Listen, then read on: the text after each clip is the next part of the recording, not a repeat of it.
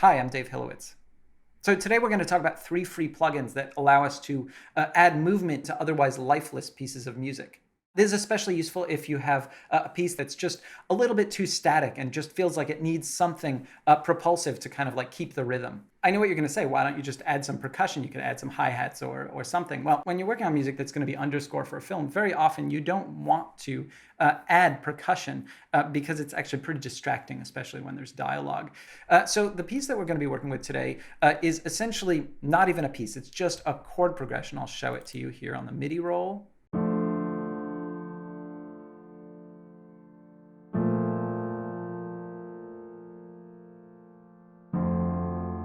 Okay, so as you can see, it's totally lifeless. It's just a chord progression. And often this will happen to me where I will essentially come up with a chord progression that I think is decent and something that I kind of want to spin into something larger, but I won't necessarily have a melody in mind and I won't have any clue how I can turn it into something larger. Okay, so the first thing I'm going to do is I'm going to kind of like expand it out a bit. I'm going to duplicate it and I'm going to pull all of the root notes down.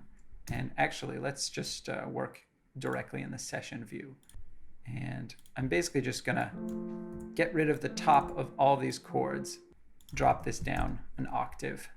While I'm at it, I'm also gonna add some strings. I'm just gonna duplicate this again. And that way I at least have 3 layers that I can apply different kinds of effects and modulation on.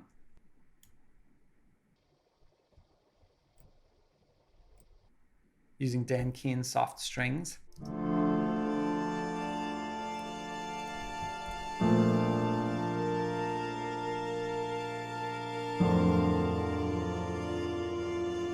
Okay, so that's already really pretty. That's very much a sound that I like. It still doesn't have that much movement in it. So what we're going to do is we're going to add a sequenced modulation effect. Essentially what this is it allows you to modify the sound, in this case, modify the sound of this regular piano, but in a repetitive way that allows it to kind of create almost like little notes within a much longer note. Specifically, I'm going to use a free plugin called filterstep. What filterstep allows you to do is it allows you to basically apply either a low pass or a high pass filter to your sound, but change the parameters over time. So here's what the piano sounds like on its own. And if I kind of draw a sequence, you can hear that it's being modulated. These little dots down here allow me to turn the filter off altogether so I can have it like engage or not engage depending on what step it's on. So for example,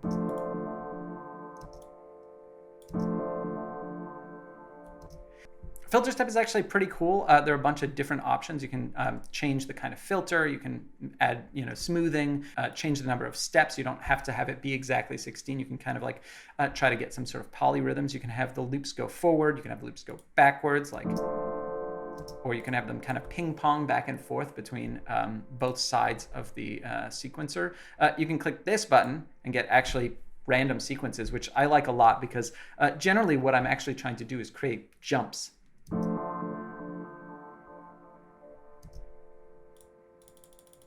I'm going to actually lower this to 16.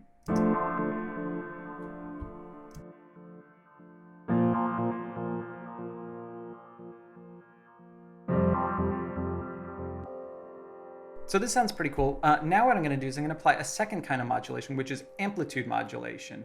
What we've been doing so far was basically putting a low pass filter, or I think a band pass filter, on the piano signal and changing the parameters over time. We're going to do the same thing, but we're going to change the volume of the signal. For that, I'm going to use a plugin called A1 Trigger Gate by Alex Hilton. It's really, really fantastic. A little caveat about this plugin, it hasn't been signed for macOS Catalina, which means you have to do the whole security dance to get it cleared. But I'm running Catalina now and it works fine. So just so you know. Okay, so let's hear what it does out of the box.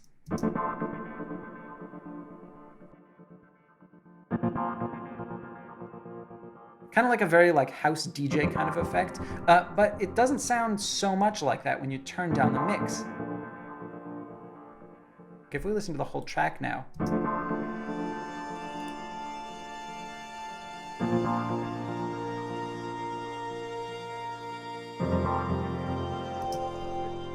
it's starting to feel like it has a little bit more momentum. Of course, those piano chords die down really, really quickly. And then once they die down, you're not really getting any sound.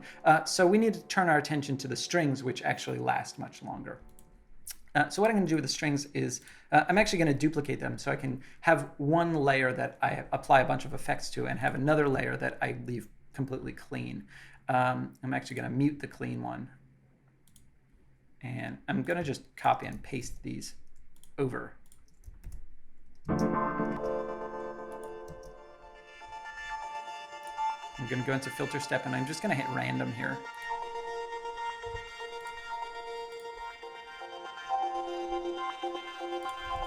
Actually,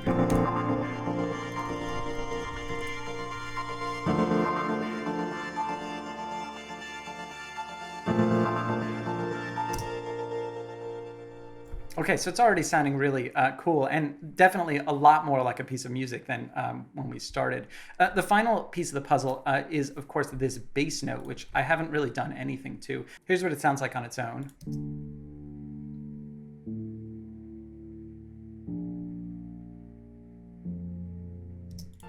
Pretty lifeless.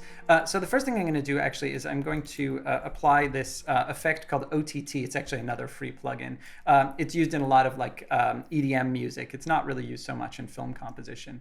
But essentially it just like completely mashes a signal in a bunch of different ways. And yeah, it's going to really bring out the transients.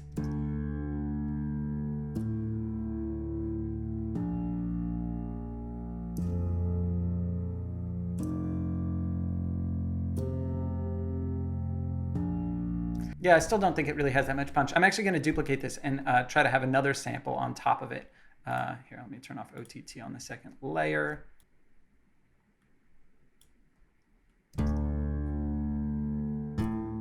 The guitarrón, which I'm positive I'm not pronouncing right, is basically that like comically large bass guitar that you see in mariachi bands. Just has a completely amazing sound, and I use it in a lot of stuff actually. So I'm going to apply essentially the third free plugin that I wanted to talk about today, which is Valhalla's Supermassive. It was released a month or two ago. It's essentially a delay with a bunch of weird algorithms, none of which I understand. But essentially, I use it as a way of generating rhythmic elements. I'll show you what I mean. Okay, I kind of like that. I'm gonna actually do some EQing. Okay, that sounds pretty cool. So essentially all I did is click through the presets here. I didn't dial in anything. I haven't really dug deep with Supermassive yet, so I don't actually know what it's doing behind the scenes, but as you can see, a bunch of the delays are synced to the internal DAW clock, which makes it really useful for generating internal rhythms like this. So yeah, that's pretty much it. We've taken what was really a pretty lifeless chord progression and turned it into something that's almost a track. It's not quite in the style that I usually write in. It sounds a little bit more electronic. I've been much more drastic with the effects in this video just to kind of like show off the plugins. But still, I think it sounds pretty decent. Even though I said I was going to stay away from percussion for this track, I think I'm still going to go in and add some drums in. Okay, hope you enjoyed this video. If you liked it, it'd be great if you could hit like. If you have not yet subscribed, ding the little bell. It's pretty much the only way to be notified when I make a new video. Yeah, see you next time and hope you make some great music.